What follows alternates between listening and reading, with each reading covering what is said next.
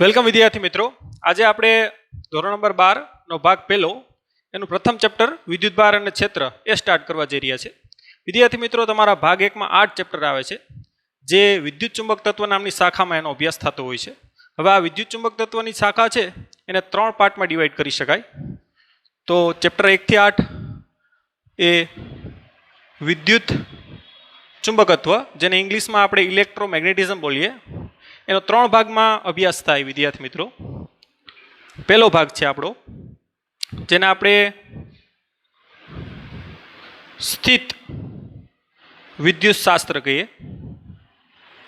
વિદ્યાર્થી મિત્રો, સ્થિત વિદ્યુત શાસ્ત્રમાં વિદ્યુતભાર સ્થિર હોય અને બધા અભ્યાસ કરતા હોય તો એવા શાસ્ત્રને આપણે શું કહીએ? સ્થિત વિદ્યુત શાસ્ત્ર. વિદ્યુતભાર સ્થિર હોય તો બીજા વિદ્યુતભારને બળ લગાડે, આકર્ષી બળ લગાડે, અપાકર્ષી બળ લગાડે. વિદ્યુતભારની આસપાસ વિદ્યુત ક્ષેત્ર હોય. આ બધી ઘટનાઓ આ ચેપ્ટરમાં ભણવાના. જે વિદ્યુતભાર કેવો હોય? સ્થિર હોય. તો એમાં આપણું ચેપ્ટર નંબર 1 અને 2 આવશે. હવે વિદ્યુતભારને આપણે ઉર્જા આપીએ એટલે કે બળ લગાડીએ તો વિદ્યુતભાર શું આવશે? ગતિમાં આવશે. તો એને આપણે પ્રવાહ વિદ્યુત શાસ્ત્ર અને ચુંબક તત્વ, જેમાં વિદ્યુતભાર કેવું ગતિ કરતો હોય? ગતિ કરતો હોય, પણ કેવી ગતિ? તો કે અચળ વેગી ગતિ કરતો હોય. ધ્યાન આપજો, વિદ્યુતભાર કેવી ગતિ કરતો હોય? અચળ વેગી. હવે વિદ્યુતભાર જ્યારે અચળ વેગી ગતિ કરે તો ખ્યાલ છે કે વિદ્યુતભાર ગતિ કરે તો પ્રવાહ રચાય, અને પ્રવાહની આસપાસ શું હોય? માત્ર ચુંબકીય ક્ષેત્ર. વિદ્યુતભાર સ્થિર હશે તો માત્ર આસપાસ વિદ્યુત ક્ષેત્ર હશે. વિદ્યુતભાર અચળ વેગી ગતિ કરતો હોય તો આસપાસ શું હશે? ચુંબકીય ક્ષેત્ર. જેનો આપણે અભ્યાસ પ્રવાહ વિદ્યુત શાસ્ત્ર અને ચુંબક તત્વમાં, જેમાં આપણું ચેપ્ટર નંબર 3 થી 7 સુધી અભ્યાસ કરવાના. હવે વિદ્યુતભાર પ્રવેગી ગતિ કરતો હોય તો આસપાસ વિદ્યુત ક્ષેત્ર પણ પેદા કરે અને ચુંબકીય ક્ષેત્ર પણ પેદા કરે, જેને આપણે શું કહીએ? વિદ્યુત ચુંબકીય તરંગો. જેમાં વિદ્યુતભાર કેવી ગતિ કરે? તો કે પ્રવેગી. પ્રવેગી એટલે કે એના વેગમાં કાં તો વધારો થાય કાં તો ઘટાડો થાય. તો આસપાસ વિદ્યુત ચુંબકીય તરંગો એટલે કે વિદ્યુત ક્ષેત્ર પણ ઉત્પન્ન થાય અને ચુંબકીય ક્ષેત્ર ઉત્પન્ન થાય, જે એકબીજાને ઉત્પન્ન કરે, જે આપણે આગળ અભ્યાસ કરશું, જેનો આપણે ચેપ્ટર નંબર 8 માં અભ્યાસ કરશું. તો આવી રીતે વિદ્યાર્થી મિત્રો, વિદ્યુત ચુંબક તત્વ, જેને ઇલેક્ટ્રોમેગ્નેટિઝમ બોલાય, જે 1 થી 8 ચેપ્ટર આવે, એમાં જેને 3 વિભાગમાં ડિવાઈડ કરી શકાય. પહેલો સ્થિત વિદ્યુત શાસ્ત્ર, જેમાં વિદ્યુતભાર સ્થિર હોય, જેને આપણે ઇંગ્લિશમાં ઇલેક્ટ્રોસ્ટેટિક તરીકે ઓળખીએ છીએ. પછી કરંટ, ઇલેક્ટ્રિસિટી અને મેગ્નેટિઝમ, જેમાં વિદ્યુતભાર કેવી ગતિ કરે? અચળ વેગી. વિદ્યુતભાર અચળ વેગી ગતિ કરે તો પ્રવાહ રચાય, અને પ્રવાહની આસપાસ શું હોય? તો કે માત્ર ચુંબકીય ક્ષેત્ર. અને વિદ્યુતભાર પ્રવેગી ગતિ કરે તો આસપાસ ચુંબકીય ક્ષેત્ર પણ હોય અને વિદ્યુત ક્ષેત્ર પણ હોય, જેનો આપણે ચેપ્ટર 8 માં અભ્યાસ કરવાનો. તો ચાલુ કરીએ આપણે ચેપ્ટર નંબર 1.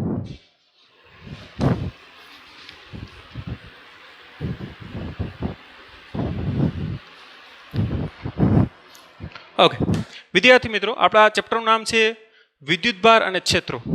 હવે વિદ્યુતભાર એટલે શું? તો વિદ્યાર્થી મિત્રો, વિદ્યુતભાર છે એ વિદ્યુત ઉર્જાનો સંગ્રહ કરે છે. વિદ્યુતભાર શું છે પછી જોઈએ આપણે. વિદ્યુતભાર શું કરે? તો કે વિદ્યુત ઉર્જાનો સંગ્રહ કરે. હવે વિદ્યુત છે વિદ્યાર્થી મિત્રો, એ ટેકનોલોજીની શું છે? તો કે માતા છે. કેમ કે તમામ ટેકનોલોજીનો જે જન્મ થયો છે એ વિદ્યુતમાંથી જ થયો છે. આપણે જે ટેકનોલોજી ભોગવી રહ્યા છે, દાખલા કે મોબાઈલ છે, લેપટોપ છે, કેમેરા છે, પ્રિન્ટર છે, વીસીઆર છે, હોકી ટોકી છે, રેડિયો છે, આ ઉપરાંત રેફ્રિજરેટર છે, ટીવી છે, એસી છે, આ ઉપરાંત લેમ્પ, ફેન, હીટર, તો આ બધી વસ્તુમાં મોટરો છે, જનરેટરો છે, આ બધામાં શું વપરાય? તો કે વિદ્યુત વપરાય છે. માટે આપણે કહી શકીએ કે વિદ્યુત છે એ ટેકનોલોજી માતા છે. કેમ કે આ તમામ ટેકનોલોજીનો જન્મ કેમાંથી થયો છે? તો કે વિદ્યુતમાંથી થયો છે. આ ઉપરાંત વિદ્યાર્થી મિત્રો, આપણું જે માનવ શરીર છે એ સમગ્ર કોનાથી ચાલે છે? તો કે વિદ્યુતથી જ ચાલે છે. તમે કહેશો કેમ? તો કે આપણે જે હૃદયનું જે ધબકવું છે એ પણ વિદ્યુતથી જ થાય છે. તમે જે અત્યારે જોઈ રહ્યા છો એ પણ વિદ્યુતથી જ પોસિબલ છે. સાંભળી રહ્યા છો એ પણ વિદ્યુતથી જ પોસિબલ છે.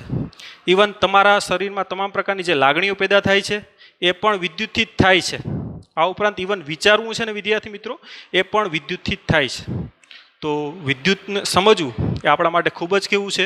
તો કે જરૂરી છે. આ ઉપરાંત વિદ્યાર્થી મિત્રો, તમામ પ્રકારના રાસાયણિક બંધો બને છે ને, એ પણ વિદ્યુતથી જ બને છે. તમામ પ્રકારની રાસાયણિક પ્રક્રિયાઓ પણ થાય છે એ પણ વિદ્યુતથી જ થાય છે. આ ઉપરાંત ન્યુક્લિયર પ્રક્રિયાઓ થાય છે એ પણ વિદ્યુતથી જ થાય છે. તો વિદ્યુતનું મહત્ત્વ આ રીતે અનેરું છે. તો મેં તમને કીધું એમ કે વિદ્યુત ભાર છે એ વિદ્યુત ઉર્જાનો સંગ્રહ કરે. હવે વિદ્યાર્થી મિત્રો અલગ અલગ પ્રકારની આપણી પાસે ઉર્જાઓ છે. તો ઉર્જાના આપણે પ્રકાર લખીએ.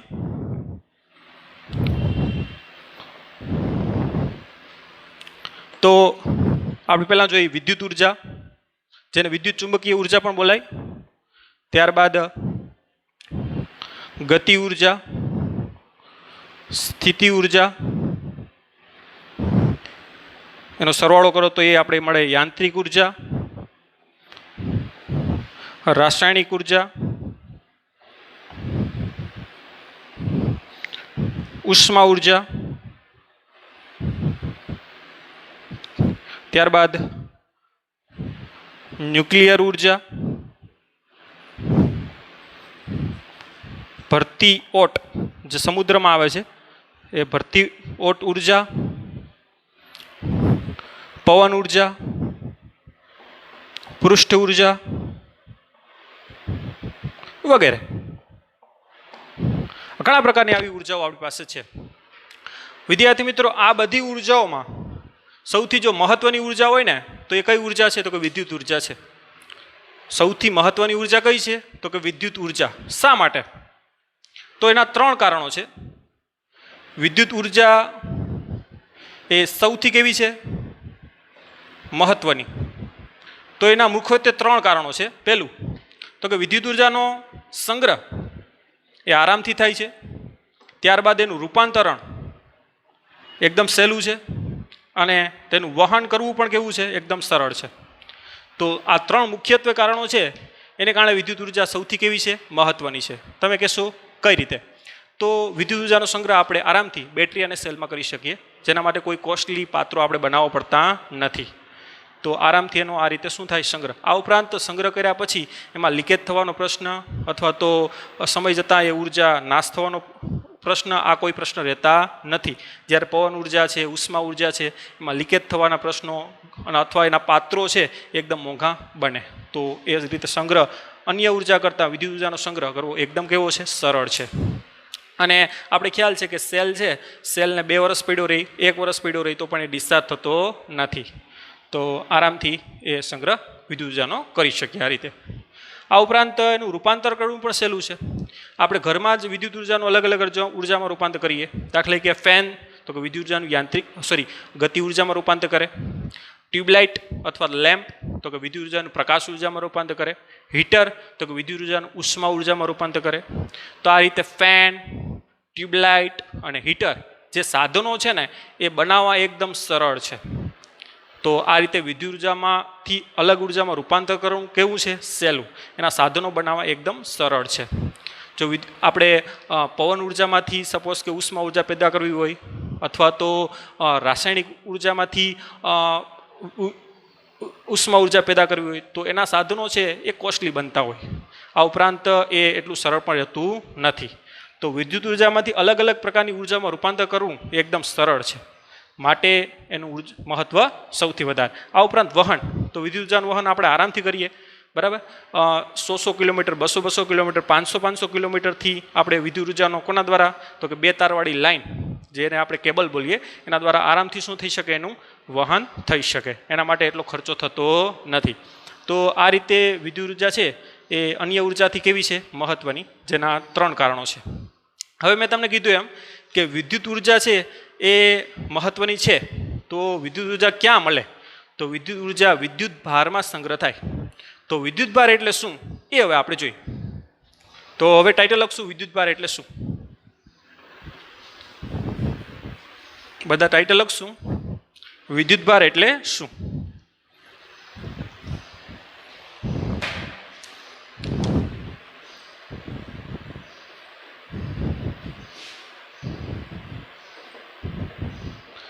વિદ્યાર્થી મિત્રો હાલ આપણે ખ્યાલ છે કે વિદ્યુત ભાર એટલે શું.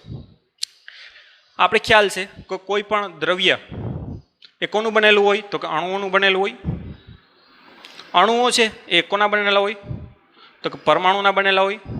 પરમાણુ છે એ આપણે ખ્યાલ છે કે પ્રોટોન, ઇલેક્ટ્રોન અને ન્યુટ્રોન આ 3 કણોના બનેલા હોય. હવે ખ્યાલ છે કે પ્રોટોન અને ઇલેક્ટ્રોન એ કણ છે એના ઉપર એક પ્રકારનો ખાસ ઇફેક્ટ છે જેને આપણે શું કહીએ વિદ્યુતભાર. પ્રોટોન ઉપર ધન વિદ્યુતભાર હોય અને ઇલેક્ટ્રોન ઉપર કેવો વિદ્યુતભાર હોય ઋણ. અને ન્યુટ્રોન જે કણ છે એના ઉપર કોઈ વિદ્યુતભાર હોતો નથી, જે વિદ્યુત દ્રષ્ટિ કેવો હોય છે તટસ્થ. તો હાલ આપણે જાણીએ છીએ કે વિદ્યુતભાર એ શું છે, પણ આનો ઇતિહાસની વાત કરીએ તો વિદ્યુતભાર વિશે આપણે ખ્યાલ હતો નહીં. તો વિદ્યુતભારનો આપણે ઇતિહાસ જોઈએ. વિદ્યુતભારનો ઇતિહાસ. સૌપ્રથમ વિદ્યુતભારને કોણે નોટ કર્યો તો એ આપણે જોઈએ. તો વિદ્યાર્થી મિત્રો આનો જે ઇતિહાસ છે એ ઈસવીસન પૂર્વે 600 વર્ષ પહેલાંનો છે. મીન્સ આજથી 2600 વર્ષ પહેલાંનો ઇતિહાસ વિદ્યુતભારનો છે. તો કોણે વિદ્યુતભારને સૌપ્રથમ ઓળખો? તો સૌપ્રથમ વિદ્યુતભારને ઓળખવાવાળો છે એ ગ્રીકમાં એક શહેર આવેલું છે વિદ્યાર્થી મિત્રો. ગ્રીકમાં એ સમયમાં સૌથી મોટામાં મોટું શહેર મિલેતુસ કહેવામાં આવતું. આ મિલેતુસ શહેરમાં થેલ્સ નામનો એક સાયન્ટિસ્ટ એટલે કે વૈજ્ઞાનિક હતો, જે મેથેમેટિશિયન પણ હતો, ફિલોસોફર પણ હતો, એસ્ટ્રોનોમર પણ હતો. આ થેલ્સ નામના જે સાયન્ટિસ્ટ એટલે કે વૈજ્ઞાનિકે આપણે વિદ્યુતભાર વિશેની સૌપ્રથમ માહિતી આપી. વિદ્યાર્થી મિત્રો થેલ્સ છે એ તમારું જે સૂર્યગ્રહણ છે એ સૂર્યગ્રહણ વિશેની સૌપ્રથમ માહિતી થેલ્સ નામના વૈજ્ઞાનિકે જ આપી હતી. આ ઉપરાંત જે ખબર છે તમને કે ત્રિકોણની જે સમરૂપતા છે એ સમરૂપતા પણ કોણે આપી હતી તો કે થેલ્સ જ આપી હતી. તો થેલ્સ એ મેથેમેટિશિયન પણ હતો અને એસ્ટ્રોનોમર પણ હતો. આ ઉપરાંત ફિલોસોફર પણ હતો. એના ઘણા બધા થોટ્સ છે, તમે ઇન્ટરનેટ ઉપર સર્ચ કરજો. તો આ થેલ્સ છે કઈ રીતે માહિતી વિદ્યુતભારને આપી? તો વિદ્યાર્થી મિત્રો પાઇન નામનું જે વૃક્ષ છે ને એ વૃક્ષમાંથી એક ગુંદર જેવો એક પ્રવાહી પદાર્થ નીકળે, જે સમય છતાં કેવો થઈ જાય, ઘટ્ટ થઈ જાય. ધ્યાન આપજો. પાઇન નામનું જે વૃક્ષ છે એ પાઇન નામના વૃક્ષમાંથી ગુંદર જેવો એક પ્રવાહી પદાર્થ નીકળે, જે સમય જતાં કેવો થઈ જાય, ઘન થઈ જાય, જે આછા પીળા રંગનો હોય છે, જેને આપણે અંબર કહીએ છીએ. તો આ અંબર ને એક ટુકડો આપણે લીધો જે આછા પીળા રંગનો હોય. હવે આ અંબર છે એ અંબરને વિદ્યાર્થી મિત્રો થેલ્સે ઊન અથવા તો રેશમ એના કપડા સાથે ઘસ્યો. જે આ અંબર છે, તમારે ગુજરાત ટેક્સ્ટ બુકમાં એબર શબ્દ લખ્યો છે, એ અંબર છે, ધ્યાન આપજો, સુધાર નાખજો. તો અંબર નામનો જે પદાર્થ છે એને ઊન અથવા તો રેશમના કપડા સાથે એણે શું કર્યો, ઘસ્યો. અને ત્યારબાદ આ અંબર છે ને વિદ્યાર્થી મિત્રો એ ઘાસના નાના નાના તડખલાઓ અને કાગળના નાના નાના ટુકડાઓને શું કરતો હતો, એ આકર્ષતો હતો. ખ્યાલ આવ્યો તમને? જ્યારે એને ઊન અથવા તો રેશમના કપડા સાથે ઘસ્યું ત્યારે અંબરનો ટુકડો આ ઘાસના નાના નાના તડખલાઓ અથવા તો કાગળના ટુકડાઓ અથવા તો હલકી વસ્તુઓને શું કરતો હતો, એ પોતાની તરફ આકર્ષતો હતો. તો અંબર ઉપર કંઈક તો એવું આવ્યું જેણે શું કર્યું, એને આકર્ષ્યો, જેને જ આપણે શું કીધું, વિદ્યુતભાર. અને વિદ્યાર્થી મિત્રો ધ્યાન આપજો, અંબર છે એનું ગ્રીક નામ ઇલેક્ટ્રોન છે, માટે વિદ્યુતભારને આપણે ઇલેક્ટ્રોન શબ્દનો આવી રીતે જન્મ થયો, જેના આપણે ઇલેક્ટ્રોનનો વિદ્યુતભાર ઋણ હોય છે. તો આના ઉપરથી ખ્યાલ આવ્યો કે બે પદાર્થો જ્યારે ઘસો ને ત્યારે બંને પદાર્થો ઉપર વિદ્યુતભાર પેદા થાય. એક ઉપર ઋણ વિદ્યુતભાર પેદા થાય તો એટલો જ બીજા ઉપર કેવો થાય, ધન થાય. તો આ ઋણ અને ધન જે શબ્દો આપ્યા છે એ સૌપ્રથમ કોણે આપ્યા તો કે બેન્જામિન ફ્રેન્કલિન નામના વૈજ્ઞાનિકે આપ્યા, જે અમેરિકાનો હતો. જે અમેરિકાની કરન્સી હોય છે નોટો, એના ઉપર જે ફોટો છે એ કોનો છે, બેન્જામિન ફ્રેન્કલિન. જેમ રીતે આપણી નોટો ઉપર ફોટો કોનો છે, ગાંધી બાપુનો, એવી રીતે એની નોટો ઉપર ફોટો છે કોનો છે, બેન્જામિન ફ્રેન્કલિનનો. તો સૌપ્રથમ ધન વિદ્યુતભાર અને ઋણ વિદ્યુતભાર આ આપનાર કોણ છે, બેન્જામિન ફ્રેન્કલિન. જેણે આપણે જે આકાશમાં અત્યારે ચોમાસાની સિઝન ચાલે છે તો આકાશમાં જે વીજળી થાય છે તો એ પહેલાં તો એ કુદરતી પ્રકોપ માનવામાં આવતો અને કુદરતની આવી રીતે એક પ્રકારની ઘટના છે એવું કહેવામાં આવતું. પણ એ પછી ખ્યાલ આવ્યો કે જે આકાશમાં વીજળી થાય છે, ચમકારા, એક પ્રકારનું શું છે, વિદ્યુતને કારણે થાય છે, જે સૌપ્રથમ બેન્જામિન ફ્રેન્કલિને સમજાવ્યું. જે એક પ્રકારનો કાઇટ એક્સપેરિમેન્ટ, પતંગ દ્વારા એક પ્રકારનો એ એકદમ રિસ્કી બરાબર પ્રયોગ કર્યો હતો, જે પણ તમે ઇન્ટરનેટ ઉપર સર્ચ કરી શકો. તો સૌપ્રથમ આવી રીતે ધન અને ઋણ એ શબ્દો આપ્યા, એ કોણ આપ્યા? તો કે બેન્જામિન ફ્રેન્કલિને. વિદ્યાર્થી મિત્રો, આ વસ્તુ કોઈ યાદ રાખવાની જરૂર નથી. તમે એક પ્રકારની રસપ્રદ સ્ટડી તરીકે એનો એ રીતે ઉપયોગ કરી શકો. તો ચેપ્ટરમાં તમને વધારે ને વધારે ઇન્ટરેસ્ટ એક પ્રકારનો પેદા થાય. ઓકે, કોઈ સાલ અથવા તો કોઈ મિલેતુસ શહેર આ છે થેલ્સ, એનો કોઈ ખાસ યાદ રાખવાની કોઈ જરૂર નથી. એક પ્રકારનો ચેપ્ટરમાં ડીપલી ઇન્ટરેસ્ટ પેદા થાય એના માટેની ચર્ચાઓ છે. ઓકે, તો આપણે ખ્યાલ આવ્યો કે બે પદાર્થોને જ્યારે ઘસો ને ત્યારે પદાર્થ ઉપર વિદ્યુતભાર શું થાય? ઉત્પન્ન થાય. તો વિદ્યાર્થી મિત્રો, એ પછી 2000 વર્ષ સુધી અલગ અલગ પ્રકારના પ્રયોગો ચાલ્યા, અને એ પ્રયોગો ચાલ્યા એના ઉપરથી આપણે એક પ્રકારનું અવલોકન કાઢ્યું. જે આપણે હવે પ્રયોગો 2000 વર્ષ ચાલ્યા, તો એ પ્રવૃત્તિ આપણે જોઈએ. એ પહેલાં આપણે એક થોડાક નોટેશન જોઈ લે, જે તમને કામ આવશે. કે બે પદાર્થોને ઘસો તો કયો બધા ધન થાય ને કયો બધા ઋણ થાય કેમ ખબર પડે? તો એના માટે આપણે એક નોટેશન લખી લઈએ. તો એ નોટેશન ખાસ તમે લખજો.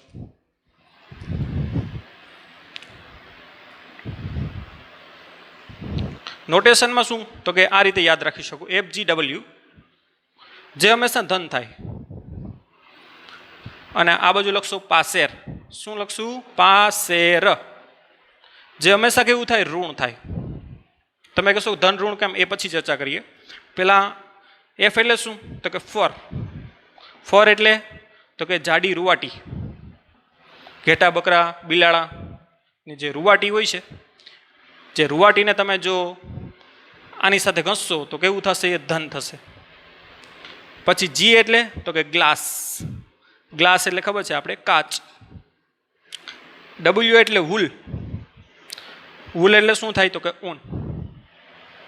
તો આવી રીતે વિદ્યાર્થી મિત્રો FGW એટલે ફર, ગ્લાસ અને વૂલ. પાસેર એટલે શું? પી એટલે પ્લાસ્ટિક.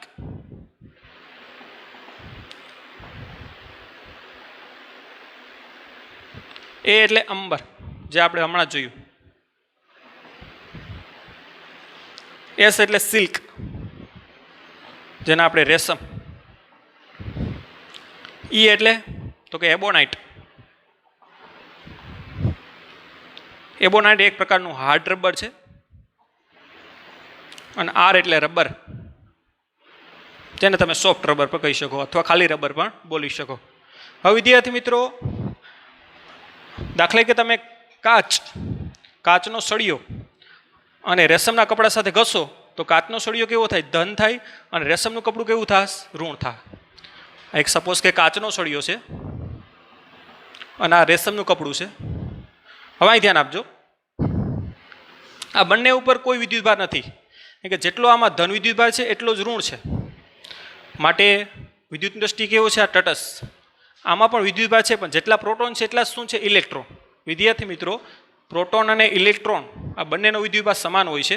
પ્રોટોનનો ધન હોય છે, ઇલેક્ટ્રોનનો ઋણ હોય છે, અને એનું મૂલ્ય 1.6 × 10⁻19 હોય છે. એટલે જેટલા આમાં પ્રોટોન હોય એટલા જ ઇલેક્ટ્રોન. એટલે આમાં કોઈ ચોખ્ખો વિદ્યુતભાર કેવો છે? 0. આમાં પણ ચોખ્ખો વિદ્યુતભાર કેટલો છે? 0. ધ્યાન આપજો. હવે આપણે એને ઘસીએ. શું કરીએ? આપણે એને ઘસીએ તો કાચનો સળિયો છે એ ધન વિદ્યુતભારિત થઈ જાય, અને રેશમનું કપડું છે આવી રીતે શું થઈ જાય? ઋણ વિદ્યુતભારિત થઈ જાય. આ નોટેશન ઉપરથી. તો વિદ્યાર્થી મિત્રો, કાચ છે ને એ આરામથી ઇલેક્ટ્રોન ગુમાવી જાય છે, અને રેશમ છે એ ઇલેક્ટ્રોન ગુમાવતો નથી, પણ ઇલેક્ટ્રોન મેળવવાની ક્ષમતા એની સારી છે. આમ કાચ છે એની પાસે ફ્રી ઇલેક્ટ્રોન આરામથી શું કરીએ? ગુમાવતો હોય. માટે એ ધન વિદ્યુતભારિત થઈ જાય. કેમ કે એક ઇલેક્ટ્રોન ગુમાવે એટલે એક પ્રોટોન પેદા થાય. બે ઇલેક્ટ્રોન ગુમાવે તો બે પ્રોટોન પેદા થાય. આવી રીતે 10 ઇલેક્ટ્રોન આમાં જાય તો આમાં 10 પ્રોટોન પેદા થાય. તો આ રીતે આ ધન વિદ્યુતભારિત થઈ જાય, અને આ ઋણ વિદ્યુતભારિત. તો જે ઇલેક્ટ્રોન મેળવે એ ઋણ વિદ્યુતભારિત થાય. જે ઇલેક્ટ્રોન ગુમાવે એ કેવું થાય? ધન વિદ્યુતભારિત થાય. તમે કહેશો કે પ્રોટોન છે એ એક પદાર્થ ઉપરથી બીજા પદાર્થ ઉપર ના જાય? તો કે ના જાય. હંમેશા એક પદાર્થ ઉપરથી બીજા પદાર્થ ઉપર ઇલેક્ટ્રોન જ જશે. ધ્યાન આપજો. અને ઘસશો ત્યારે ઇલેક્ટ્રોન જ એક પદાર્થ ઉપરથી ક્યાં જાય? બીજા પદાર્થ. જે ઇલેક્ટ્રોન ગુમાવે એ ધન થાય, જે ઇલેક્ટ્રોન મેળવે એ કેવું થાય? ઋણ. તો શા માટે પ્રોટોન ના જાય? તો વિદ્યાર્થી મિત્રો, એના માટે અહીં જુઓ, આ આપણે પરમાણુ, આ પરમાણુનું કેન્દ્ર જેમાં પ્રોટોન અને શું હોય ન્યુટ્રોન અને આસપાસ અલગ અલગ કક્ષામાં શું કરતા હોય ભ્રમણ ઇલેક્ટ્રોન, જે આપણે ખ્યાલ છે. હવે પ્રોટોન અને ઇલેક્ટ્રોન વચ્ચે વિદ્યુત બળ લાગતું હોય અને પ્રોટોન ન્યુટ્રોન અથવા ન્યુટ્રોન ન્યુટ્રોન અથવા પ્રોટોન ન્યુટ્રોન વચ્ચે સ્ટ્રોંગ ન્યુક્લિયર બળ લાગતું હોય. ધ્યાન આપજો. તો પ્રોટોન છે એ સ્ટ્રોંગ ન્યુક્લિયર બળ વડે જકડાયેલો હોય. જે સ્ટ્રોંગ ન્યુક્લિયર બળ છે એ વિદ્યુત બળ કરતાં 130 ગણું છે. ધ્યાન આપજો. સ્ટ્રોંગ ન્યુક્લિયર બળ એ વિદ્યુત બળ કરતાં કેટલા ગણું છે 130 ગણું. એટલે ઇલેક્ટ્રોન છે ને એ 1 ન્યૂટનથી જકડાયેલો હોય તો પ્રોટોન 130 ન્યૂટનથી જકડાયેલો હોય. ધ્યાન આપજો. માટે પ્રોટોન છે એકબીજા પદાર્થ ઉપરથી બીજા પદાર્થ ઉપર જશે નહીં, કેમ કે સ્ટ્રોંગ ન્યુક્લિયર બળથી જકડાયેલો છે. તો જ્યારે પણ પદાર્થને અલગ અલગ પદાર્થને ઘસો ત્યારે ઇલેક્ટ્રોન જ એક પદાર્થ ઉપરથી ક્યાં જશે બીજા પદાર્થ ઉપર, કેમ કે ઇલેક્ટ્રોન છે એ લૂઝલી એટલે કે નબળા ફોર્સ વડે જકડાયેલો છે, જ્યારે પ્રોટોન છે એ સ્ટ્રોંગ ન્યુક્લિયર બળ વડે જકડાયેલો છે. તો સ્ટ્રોંગ ન્યુક્લિયર બળ એ વિદ્યુત બળ કરતાં 130 ગણું છે. તો આ રીતે એ કરી શકો. તો આ રીતે નોટેશન અને આ એક માહિતી આપણે હોવી જરૂરી છે. તો હવે આપણે અલગ અલગ પ્રવૃત્તિ જોઈએ જે 2000 વર્ષો સુધી ચાલી. તો એના દ્વારા આપણે અલગ વિદ્યુતભાર શું છે એની વધારે વધારે આપણે ખ્યાલ આવ્યો. તો એ પ્રવૃત્તિ આપણે જોઈએ.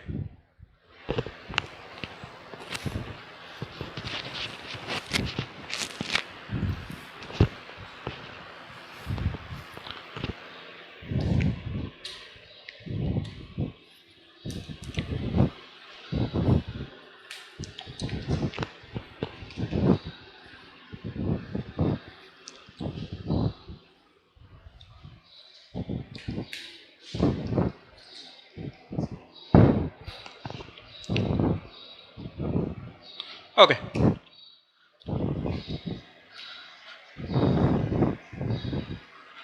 આ પ્રવૃત્તિમાં વિદ્યાર્થી મિત્રો ઘણા સાયન્ટિસ્ટોનું પોતાનું સમગ્ર જીવન એમાં ચાલ્યું ગયું છે. તો પ્રવૃત્તિ આપણે જોઈએ. હવે પ્રવૃત્તિમાં તમારે 2 પેક અને 2 કાચના સળિયા લેવાના છે.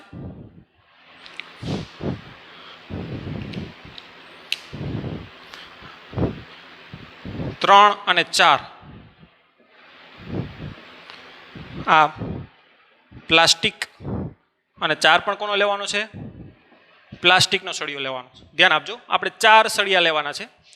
2 કાચના સળિયા લેવાના છે અને 2 કેવાના લેવાના છે પ્લાસ્ટિકના. ઓકે. ત્યારબાદ એક રેશમનું કપડું લેવાનું છે અને એક કોનું લેવાનું છે ઊન. એક રેશમનું કપડું જેને આપણે 5 નંબર આપી દઈએ અને એક ઊનનું કપડું 6 આપી દઈએ. તો આવી રીતે 2 કાચના સળિયા, 2 પ્લાસ્ટિકના સળિયા, એક રેશમનું કપડું અને એક ઊનનું કપડું લેવાનું છે. ઓકે. હવે આપણે કાચના સળિયાને રેશમના કપડા સાથે ઘસશું. કાચના સળિયાને કોના સાથે રેશમના. તો એનું નોટેશન પ્રમાણે ધ્યાન આપજો. આને આપણે રેશમના કપડા સાથે ઘસશું. ધ્યાન આપજો. એટલે અહીંયા 5 લખ નાખશું એટલે તમને ખ્યાલ આવે કે એને રેશમના કપડા સાથે ઘસવાનું છે. તો કાચનો સળિયો કેવો થઈ જાય તો ખ્યાલ છે કે ધન વિદ્યુતભારિત થઈ જાય. ઓકે. હવે આ કાચના સળિયાને પણ રેશમના કપડા સાથે ઘસવાનું છે. ધ્યાન આપજો. 5 એટલે આ કાચનો સળિયો પણ કેવો થઈ જાય ધન વિદ્યુતભારિત. અને રેશમનું કપડું તમારું કેટલું થઈ જાય તો કે ઋણ વિદ્યુતભારિત. ઓકે.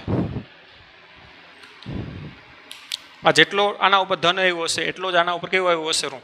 ટોટલ જેટલો બેયનો ધન એટલો જ આના એટલો એક નાનો ઋણ. ઓકે.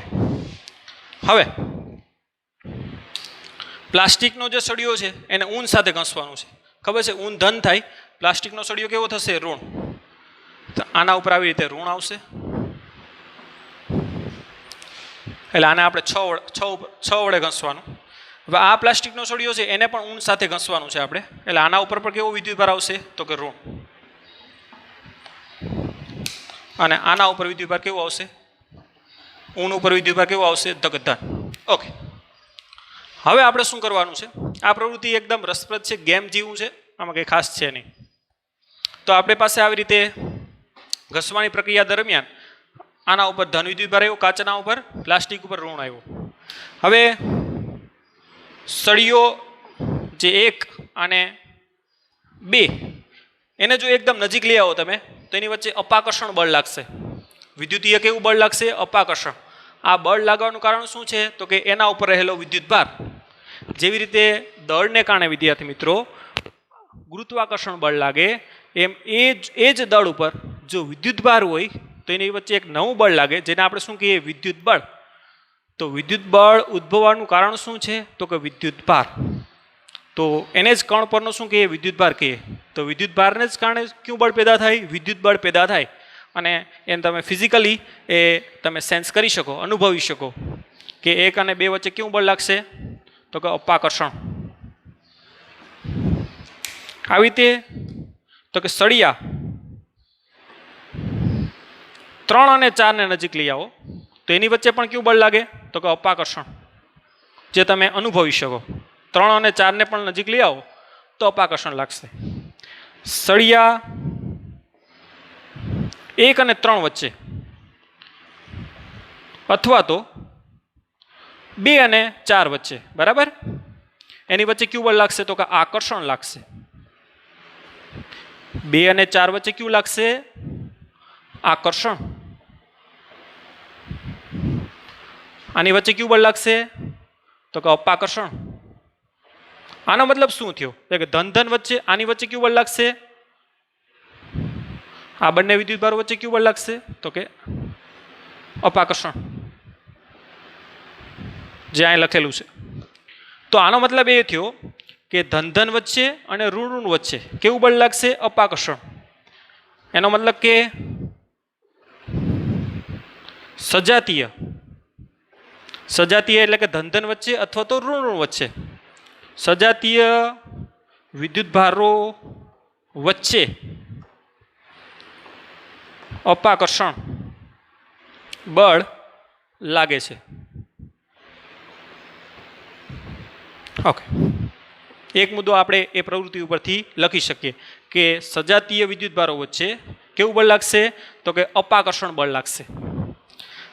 અને 1 અને 3 તો 1 ઉપર ધન વિદ્યુતભાર છે અને 3 ઉપર કેવો છે? ઋણ વિદ્યુતભાર. તો 1 અને 3 વચ્ચે આકર્ષણ લાગ્યું. 1 અને 3 વચ્ચે અથવા તો 5 અને 6 વચ્ચે શું બળ લાગ્યું? આકર્ષણ. એનો મતલબ શું થાય? તો કે વિજાતીય એટલે કે ધન અને ઋણ વચ્ચે વિદ્યુતભારો વચ્ચે કેવું બળ લાગે? તો કે આકર્ષણ બળ લાગે. તો આકર્ષણ બળ લાગે એટલે એકબીજાની નજીક આવે, અપાકર્ષણ લાગે એટલે એકબીજાની શું જાય? દૂર. આકર્ષણ એટલે એટ્રેક્શન કહીએ ઇંગ્લિશમાં, અને અપાકર્ષણ એટલે રિપેલ. તો આવી રીતે વિદ્યાર્થી મિત્રો વિદ્યુત બળ છે એ 2 પ્રકારના લાગે, આકર્ષણ બળ અને અપાકર્ષણ. હવે આપણે ગુરુત્વાકર્ષણના ચેપ્ટરમાં જોયું હતું કે ગુરુત્વાકર્ષણમાં જે દળને કારણે બળ લાગે છે એ હંમેશા કયા પ્રકારનું હોય? આકર્ષી. જે આ પેન છે ગુરુત્વાકર્ષણને કારણે એ નીચે ગઈ છે, જે વધારે પડતી નીચે હોઈ ગઈ છે. ઓકે, તો ગુરુત્વાકર્ષણ બળ છે એ એક પ્રકારના દળને કારણે લાગે છે, જે આકર્ષી પ્રકારનું જ હોય છે. જ્યારે વિદ્યુત બળ છે એ બંને પ્રકારનું હોય છે. સમાન વિદ્યુતભારો વચ્ચે અપાકર્ષણ બળ લાગે અને વિજાતીય એટલે કે ધન અને ઋણ વચ્ચે કેવું બળ લાગે? આકર્ષણ. તો આ રીતે 2 પ્રકારના બળો હોય છે જે આપણે ખ્યાલ આવ્યો. અને એ બળો લાગવાનું કારણ શું છે? તો કે કણ ઉપર રહેલો વિદ્યુતભાર. ઓકે,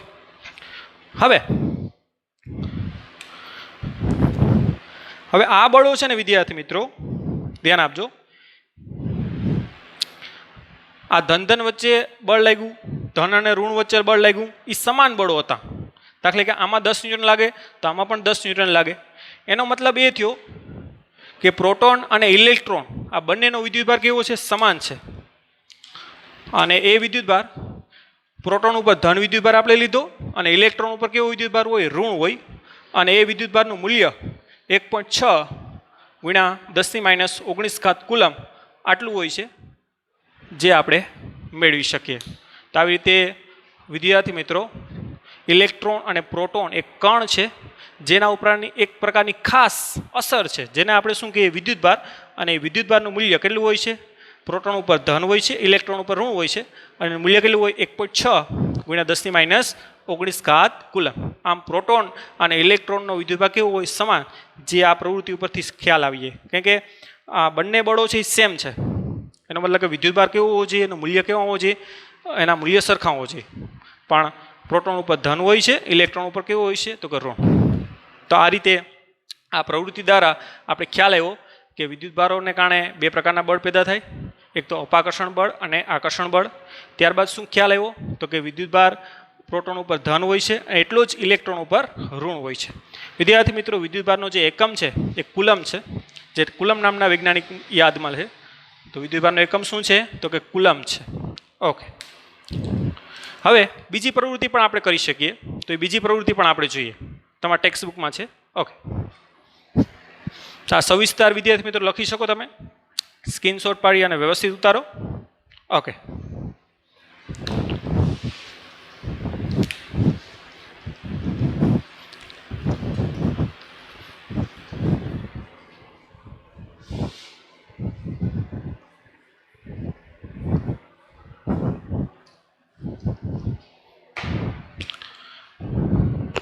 બીજી પ્રવૃત્તિ છે વિદ્યાર્થી મિત્રો, એમાં તમારે એક આધાર લેવાનો છે. આધાર સાથે તમારે એક પિત્તબોલ.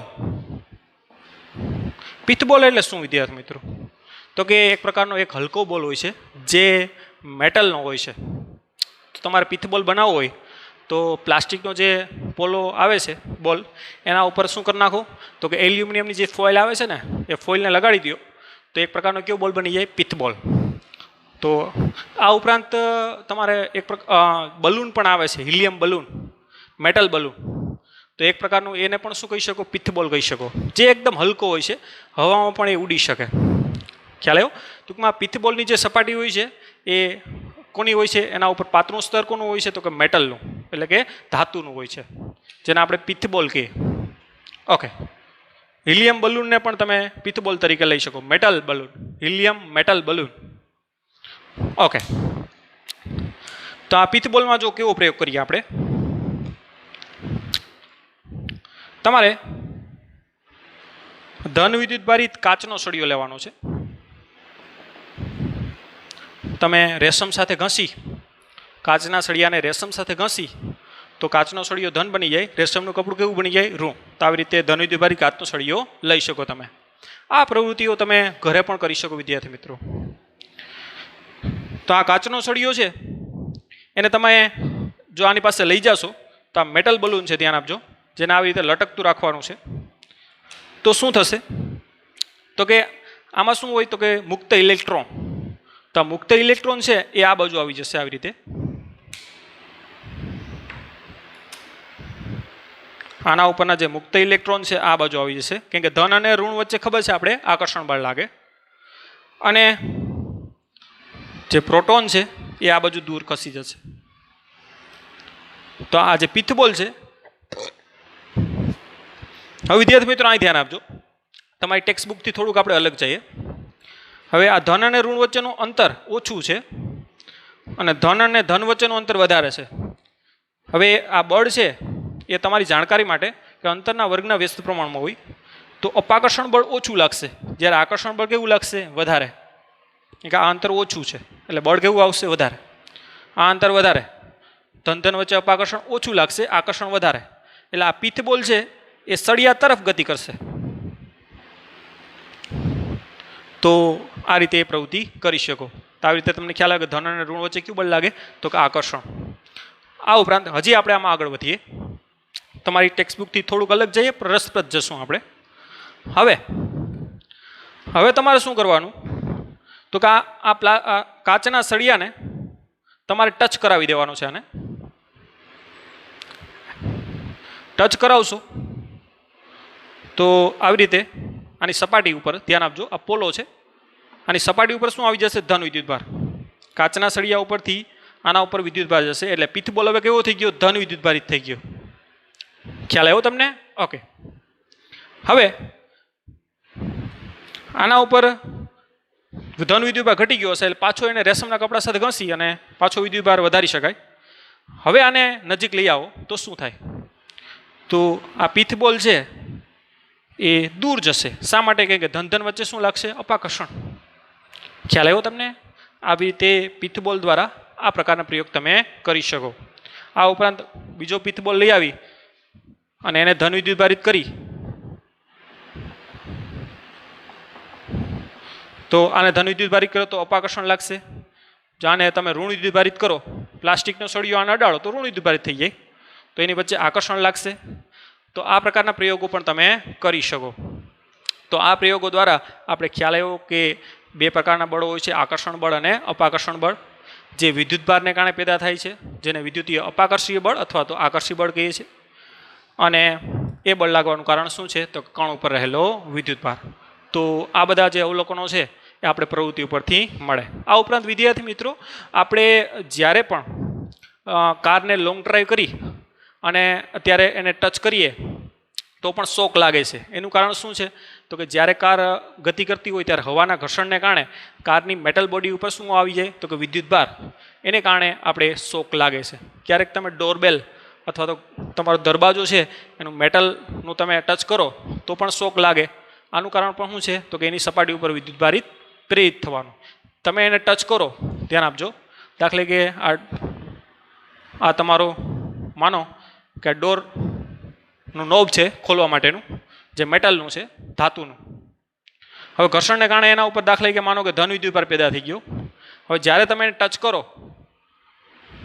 જ્યારે તમે શું કરો? ટચ કરો ત્યારે તમે વાહક છે, તો પૃથ્વીમાંથી ઇલેક્ટ્રોન તમારા મારફત આવે અને આ ધન તરફ આકર્ષે અને ઇલેક્ટ્રોન આવી રીતે ગતિ કરે અને આ ધનને શું કરે? નાશ કરે. તો તમારા મારફત જમીનમાંથી પ્રવાહ આવશે. ખ્યાલ આવ્યો તમને? તમારા મારફત જમીનમાંથી પ્રવાહ આવશે, કેમ કે ધન છે એ ઇલેક્ટ્રોનને જમીનમાંથી આકર્ષે તમારા મારફત, કેમ કે તમે શું છે? એક પ્રકારના વાહક છો. તો આને કારણે તમને શોક લાગે. તો આવી રીતે ડોરબેલ અથવા તો કારને ટચ કરો તો શોક લાગવાનું કારણ શું છે? વિદ્યુતભાર. આ ઉપરાંત તમે ટીવી સ્ક્રીન પાસેથી પણ નીકળો તો એક પ્રકારનું સેન્સેશન એટલે કે લાગણી એવી થાય છે. જે પણ કોને કારણે થાય છે? તો કે વિદ્યુતભાર. કેમ કે જે કઈ ટીવી? તો કે ખાસ કરીને જૂની ટીવી જે ટ્યુબવાળી આવે છે ને ટીવી, એ અત્યારની એલઈડી અથવા તો એલસીડી ટીવી નહીં, પણ જે ઇલેક્ટ્રોન ટ્યુબવાળી જે ટીવી આવે છે એમાં સપાટી ઉપર શું હોય? એની વિદ્યુતભાર હોય. અને જ્યારે એમ ટચ કરો તો તમારી જે સ્કિન છે એની વચ્ચે એક પ્રકારનું શું લાગે? આકર્ષણ લાગે, જે તમે અનુભવી શકો. તો જ્યારે પણ કોઈ મોનિટર, કોમ્પ્યુટરનું જે મોનિટર, જૂનું મોનિટર અને જૂની ટીવી, બરાબર, ટ્યુબવાળી, એને ટચ કરો તો એક પ્રકારનું બળ લાગે છે અથવા તો એક પ્રકારની સેન્સેશન થાય છે. એ કોને કારણે થાય છે? તો કે વિદ્યુતભારને કારણે. આ ઉપરાંત હજી પણ એક પ્રવૃત્તિ કરી શકો. તમારું જે કોમ્પ્યુટર અથવા તો ટીવી એની જે સ્કિન છે, તમારે શું કરવાનું? તો કે એક કોળો તા લેવાનો, કાગળ. આ કાગળ ઉપર તમારે ઇસ્ત્રી કરી દેવાની. શું કરી દેવાની? ઇસ્ત્રી. કાગળ લઈ એના ઉપર ઇસ્ત્રી કરી દેવાની. હવે ઇસ્ત્રી કરશો એટલે એમાંથી ઇલેક્ટ્રોન દૂર થઈ જશે અને કાગળ કેવું થઈ જાય? ધન વિદ્યુતભારી. અને તમારી ટીવી સ્ક્રીન છે ઓલરેડી ઋણ વિદ્યુતભારિત હોય છે. જ્યારે એ કાગળને તમે સ્ક્રીન ઉપર ચિપકાવશો તો આરામથી એ ચિપકી જશે. તો આ પ્રયોગ તો તમે કરી શકો. શું કરવાનું? કાગળના ઉપર તમારી ઇસ્ત્રી કરવાની એટલે એ ધન થઈ જાય. અને તમારી ટીવી સ્ક્રીન છે એ કેવી હોય છે? ઓલરેડી ઋણ હોય છે. તો આ બંને વચ્ચે આકર્ષણ લાગે અને એ ચીપકી જશે. તો આનું પણ કારણ શું છે? તો કે વિદ્યુતભાર. આ ઉપરાંત અવકાશમાં જે મેં તમને કીધું, અત્યારે મોન્સૂન એટલે કે ચોમાસાની સિઝન છે, તો એ વીજળી થાય છે. એ પણ કોને કારણે થાય છે? તો કે વિદ્યુતભારને જ કારણે થાય છે. તો એ પણ આપણે થોડું ઘણું જોઈએ કે વીજળી થવાનું કારણ શું. તો વીજળી થવાનું કારણ શું? જો વિદ્યાર્થી મિત્રો, આકાશમાં જે મેઘધનુષ્ય દેખાય છે એ પણ વિદ્યુતથી જ દેખાય છે. અત્યારે હું જે લખી રહ્યો છું અને મારી ઇંક જે બોર્ડ ઉપર ચોંટી રહી છે એ પણ વિદ્યુતભારને જ કારણે છે. અત્યારે મેં પેન પકડી છે એ પણ વિદ્યુતભારને કારણે છે. તમામ પ્રકારના મોટાભાગના જે કોન્ટેક્ટ છે એ કોન્ટેક્ટ વચ્ચે એક પ્રકારનું વિદ્યુત બળ જ લાગતું હોય છે. આમ વિદ્યુત છે એ બધી જગ્યાએ સંકળાયેલું છે. ઓકે, વીજળી થવાનું કારણ. ચોમાસાની સિઝન છે એટલે ટોપિક લઈ લે તો આ પ્રકારના વાદળાઓ હોય છે. એક આધું વાદળું આપણે લઈ લઈએ. આ આપણી જમીન છે.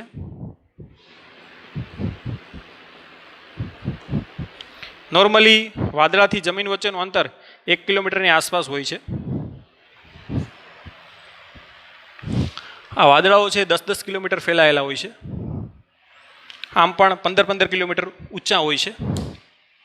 ઓકે, હવે વાદળા ઉપર વિદ્યાર્થી મિત્રો આવી રીતે વિદ્યુતભારો છે એ ઘર્ષણને કારણે અલગ થઈ જતા હોય છે. આવી રીતે નીચે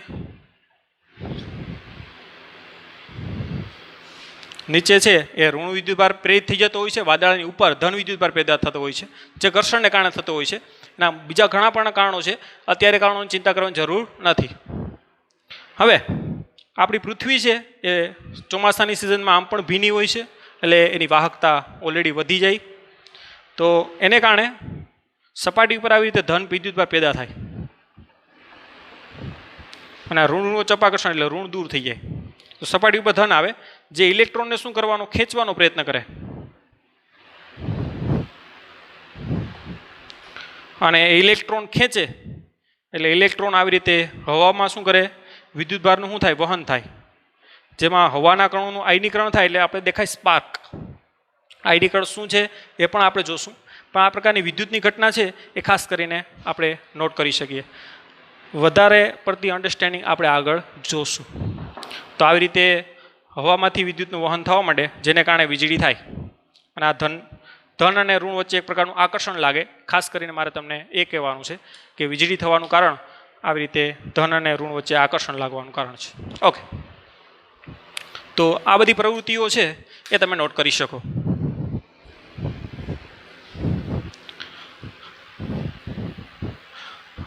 તો આ થઈ ગયું વિદ્યાર્થી મિત્રો આપણું ઇન્ટ્રોડક્શન. હવે નેક્સ્ટ પાર્ટમાં આપણે શું જોયું, તો કે ઇન્ટ્રોડક્શનમાં શું જોયું, તો કે વિદ્યુતભારનો ઇતિહાસ જોયો આપણે, કે વિદ્યુતભારનો સૌપ્રથમ ઇતિહાસ થેલ્સ નામના વૈજ્ઞાનિકને જાય છે, જે મિલિતુસ નામના શહેરમાં રહેતો હતો ગ્રીકમાં, અને ત્યાંથી વિદ્યુતભારની શરૂઆત થઈ. અને એણે જોયું કે ઘસવાની પ્રક્રિયામાં અલગ અલગ પદાર્થ ઉપર વિદ્યુતભાર પેદા થાય છે. એકમાં ધન થાય તો એકમાં એટલો જ કેવો થાય, ઋણ થાય. ત્યારબાદ આપણે અલગ અલગ નોટેશન જોયા. ત્યારબાદ જોયું કે હંમેશા ઇલેક્ટ્રોન જ એક પદાર્થ ઉપરથી બીજા પદાર્થ ઉપર જાય. ત્યારબાદ આપણે જોયું કે અલગ અલગ પ્રવૃત્તિઓ, જેમાં જોયું કે સમાન વિદ્યુતભારો વચ્ચે અપાકર્ષણ લાગે છે અને વિજાતીય વિદ્યુતભારો વચ્ચે આકર્ષણ લાગે છે. અને એ પણ જોયું કે પ્રોટોન અને ઇલેક્ટ્રોનનો વિદ્યુતભાર સમાન હોય છે, જે 1.6 × 10⁻³ કેટલો હોય છે, 19 કુલમ. અને વિદ્યુતભારનો એકમ શું છે, તો કે કુલમ છે, ધ્યાન આપજો. અને પ્રોટોન ઉપર ધન વિદ્યુતભાર હોય છે અને ઇલેક્ટ્રોન ઉપર ઋણ વિદ્યુતભાર હોય છે. તો આટલું સુધી આપણે અહીંયા રાખીએ. હવે નેક્સ્ટ પાર્ટમાં આપણે વિદ્યુતભાર માપવા માટેનું જે સાધન છે, જેને આપણે ઇલેક્ટ્રોસ્કોપ કહીએ છીએ, એના ઉપર આપણે અભ્યાસ કરવાના છે. Okay, thank you, bye bye, take care, have a nice day.